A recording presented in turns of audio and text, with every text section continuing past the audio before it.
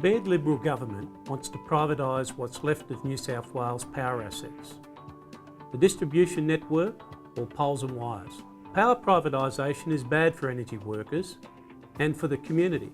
CFMEU is urging a vote against privatisation in the New South Wales election on March 28. Here's why. You have a very profitable power industry that is returning funds to the people of New South Wales, and their intention is to sell it to invest in infrastructure that will give no return at all. Privatisation has been a negative experience for employees in the power generators in New South Wales. Also, it's been a negative experience for the local communities. For instance, the Lithgow community with the closure of the Wallerawang power station 6 months after it was privatised. Many jobs lost, not a lot of industry out there, coal mines shut as well because of that. The other privatised generators now are starting to go through major restructuring, which we think will have an impact on headcount and employee numbers. We're dreading that. We're dreading the privatisation of the poles and wires. If it's anything like the Victorian Experience, we'll have power outages, more frequent brownouts and stuff like that, because when a privatised company comes in to do it, they'll just cut costs and run for a profit.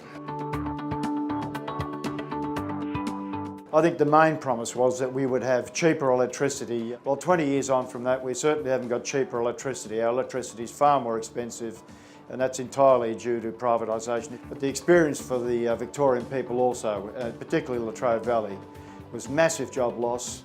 Our community almost collapsed entirely. We're still suffering from the experience of privatisation to this day.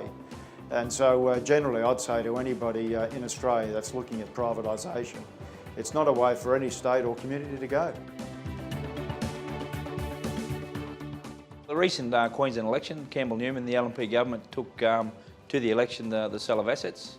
The Queensland people obviously weren't accepting what the LNP was saying, and that was one of the reasons why the LNP were removed as government in Queensland, and obviously Campbell Newman lost his seat. So from a Queensland perspective, we could see what they were trying to do, and there was campaigns run against it, and the campaigns were successful, and our advice to any state is don't sell your assets.